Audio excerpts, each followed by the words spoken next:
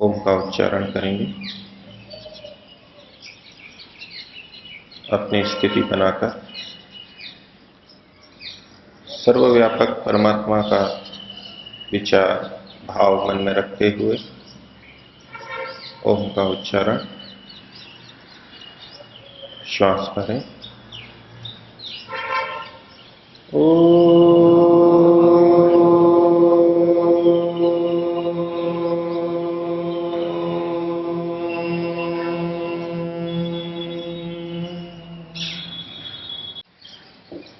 समुपस्थित सज्जनों, माताओं एवं ब्रह्मचारीगण,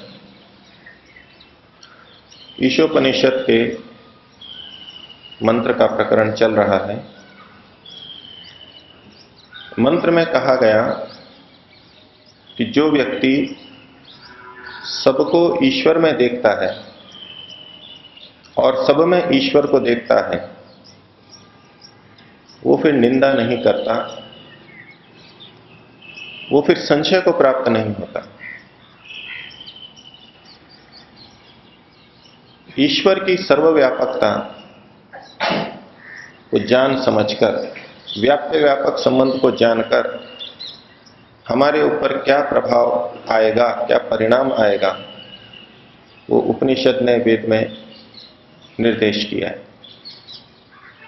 और पिछले कुछ दिनों से हम यही समझने का प्रयास कर रहे हैं कि किस प्रकार सबको ईश्वर में और सब में ईश्वर को देखने से हमारे संशय निवृत्त होते हैं या हमारा निंदा करना छूटता है। आज एक विषय इसी प्रकरण में और आपके सामने रख रहा हूं। अन्य प्राणियों के साथ व्यवहार करते समय, विशेषकर जब हम अपने से बड़े या हमारा हित करने वाले व्यक्ति के साथ व्यवहार करते हैं, तो संशय उत्पन्न होता है। संशय तब उत्पन्न होता है जब वो बड़े व्यक्ति, हमारा हित करने वाले, हमको कोई सलाह देते हैं, कुछ करने के लिए कहते हैं।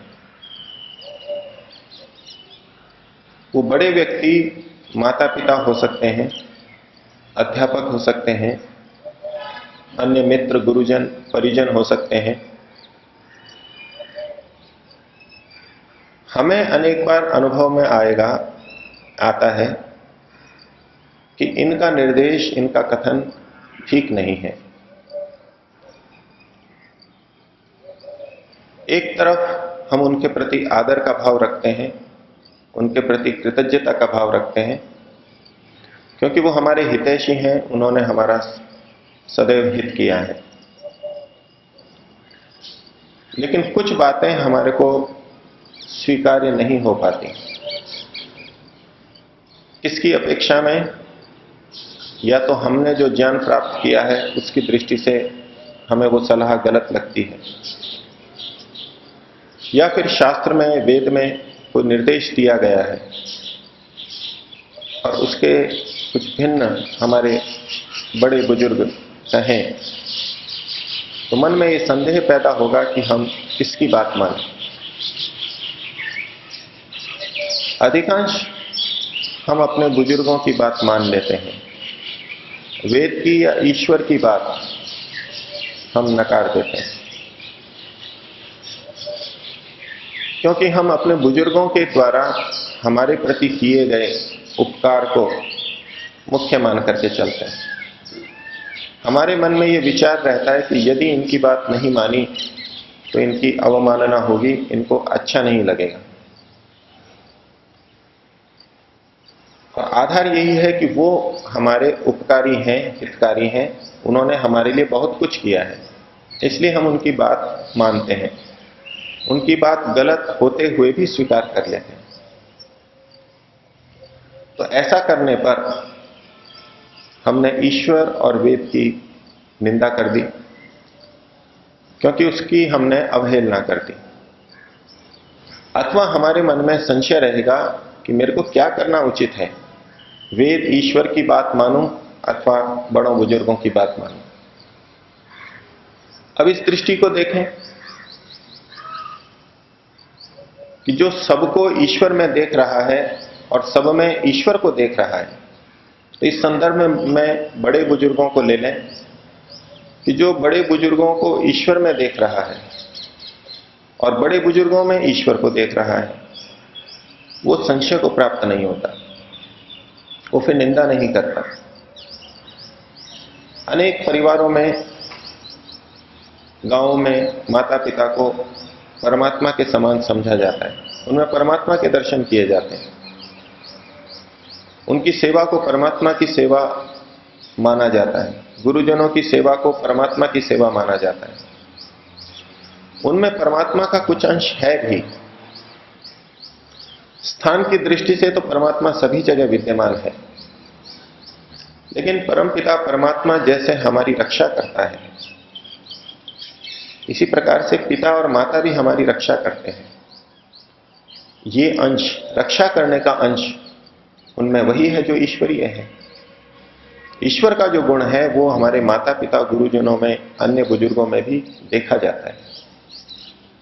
तो वो अंश परमात्मा का वहां दिखने से हम उनको परमात्मा के तुल्य मानते हैं। ये तो एक अलग दृष्टि है। लेकिन हम अपने बुजुर्गों का जो एहसान मानते हैं, उनकी कृतज्ञता मानते हैं, वो उनके उपकार के कारण मानते हैं। अब उनके द्वारा किए गए उपकार को हम देखें कि उनका जो भी उपकार हुआ है हमारे ऊपर, वो सब ईश्वर की व्यवस्था में हुआ है, ईश्वर के अंदर ही हुआ है। और उनमें जो कार्य शक्ति है, जो व्यवस्था है, उसमें भी ईश्वर का बहुत बड़ा हाथ है, ईश्वर द्वारा प्रदत्त है। जब हम माता पिता की, गुरुजनों की बात स्वीकार कर लेते हैं और वेद की, ईश्वर की बात की अवहेलना करते हैं, तो आधार यही रहता है कि इन्होंने हमारा अधिक उपकार किया। अब अगर हम ये देखने लगे बड़े बुजुर्गों ने जो हमारा उपकार किया, उस उपकार करने में ईश्वर का कितना सहयोग है। क्या बड़े बुजुर्ग बिना वायु का सेवन किए हमारा हित कर सकते थे? वो वायु जिसे परमात्मा ने चलाया है, बनाया है, व्यवस्था दी है, क्या वो बिना सूर्य के हमारा उपकार कर सकते थे?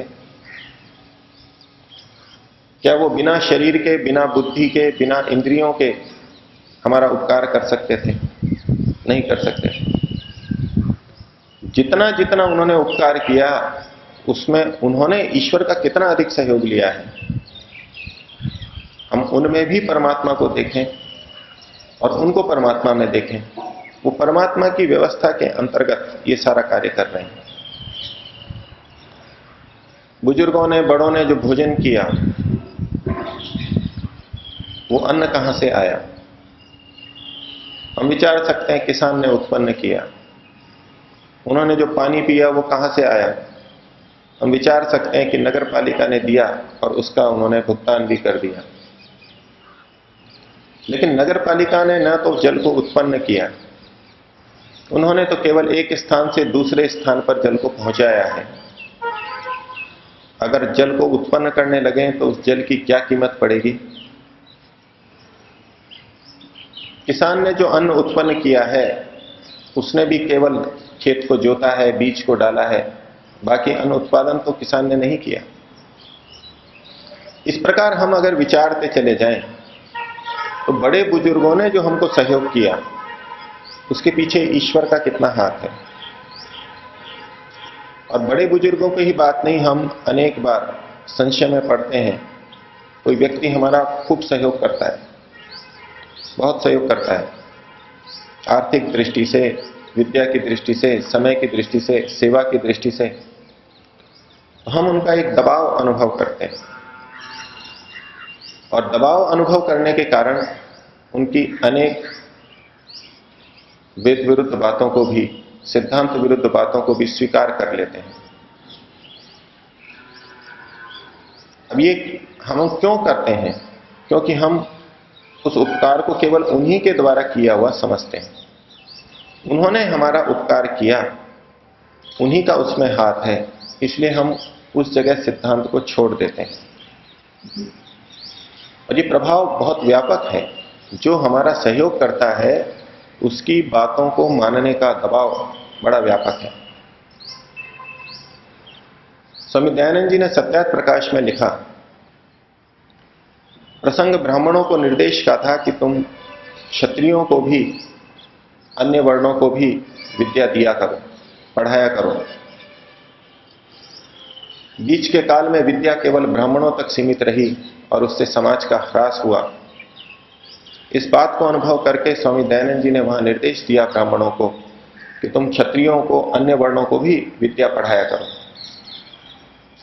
समाज का हित तो होगा ही, लेकिन एक बात उन्होंने वहां और लिखी। उन्होंने कहा कि अगर क्षत्रियों को तुम पढ़ाओगे तो इससे तुम्हारा भी हित है, तुम ठीक रास्ते पे चलोगे। ब्राह्मणों के रास्ते से भटकने की कहां आशंका स्वामी जी को लग रही थी, जो कि क्षत्रियों को के आधार पे कहा जा रहा है कि वो तुम्हारी रक्षा करेंगे और तुम ठीक रास्ते पे चल पाओगे। तो स्वामी जी ने वहां आगे लिखा कि ब्राह्मण वर्ग दूसरे से भिक्षा लेता है, भिक्षा लेकर के अपना काम चलाता है। जो वास्तविक ब्राह्मण है उनकी बात है। दूसरों से सहयोग लेता है, उसको मांगना होता है, उसको याचना करनी होती है। तो ब्राह्मण के पास अपना धन नहीं होता, सुविधा नहीं होती, वो दूसरों से लेते हैं। तो ऐसे में जो धनदाता हैं, सहयोग देने वाले हैं, उनके दबाव से तुम गलत कार्य कर सकते हो। लेकिन क्षत्रिय, उनके पास अपना धन होता है, वो दूसरे पे आश्रित नहीं होते, उनके पास राज होता है। वो किसी दबाव के कारण, ऐसे दबाव के कारण, सहयोग के दबाव के कारण अधर्म को नहीं स्वीकार करेंगे। ब्राह्मण में ये आशंका ज्यादा है।